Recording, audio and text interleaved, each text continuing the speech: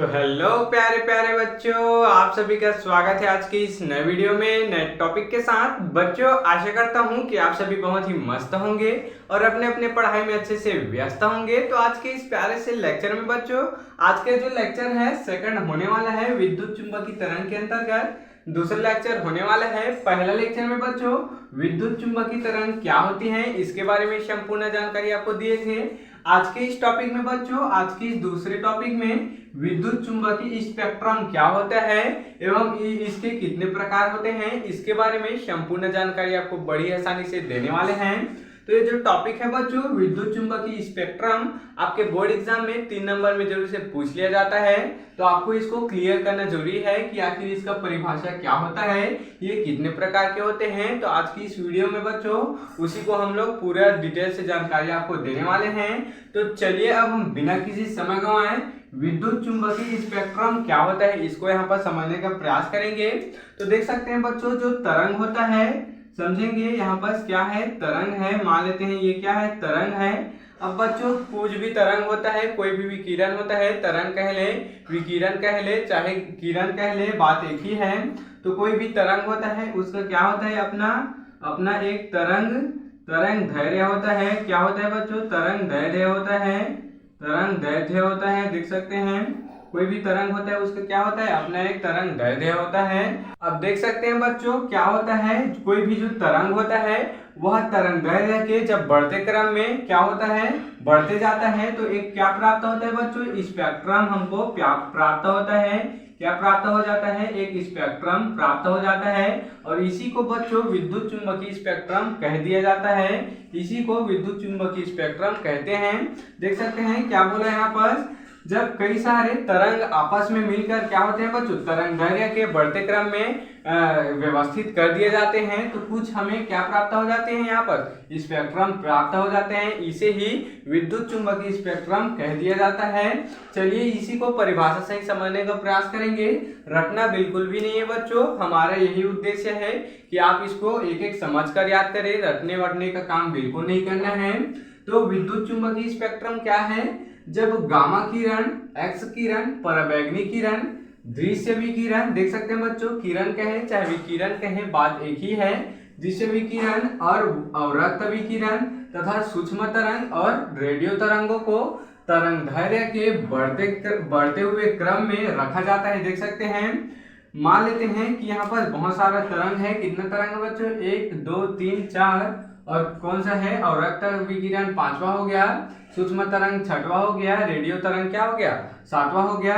तो यहाँ पर मान लेते हैं कि इसमें 6 से क्या है 7 तरंग है, वह इसमें क्या हुए हैं, मिले हुए हैं। अब इसको तरंग दैर्ध्य के बढ़ते हुए क्रम में जब हम लोग व्यवस्थित करते हैं तो कुछ स्पेक्ट्रम प्राप्त होते हैं, स्पेक्ट्रम प्राप्त होते हैं, उसे ही विद्युत चुंबकीय स्पेक्ट्रम कह देते हैं। देख सकते हैं क्या बोला गया, उसी को गामा किरण, एक्स किरण, पराबैंगनी किरण, दृश्य किरण, अवरक्त किरण और सूक्ष्म तरंग और रेडियो तरंग को तरंग दैर्ध्य के बढ़ते हुए क्रम में, कौन से क्रम बच्चों, बढ़ते हुए क्रम में रखा जाता है तो एक स्पेक्ट्रम प्राप्त होता है, जिसे ही विद्युत चुंबकीय स्पेक्ट्रम यहाँ पर कह देते हैं। देख सकते हैं इसे ही क्या बोला जाता है, इसे ही विद्युत चुंबकीय स्पेक्ट्रम यहाँ पर कह दिया जाता है। आइए अब विद्युत चुंबकीय स्पेक्ट्रम क्या होता है इसको हम लोग समझ चुके हैं। आशा करता हूं कि आपको समझ में आ गया होगा।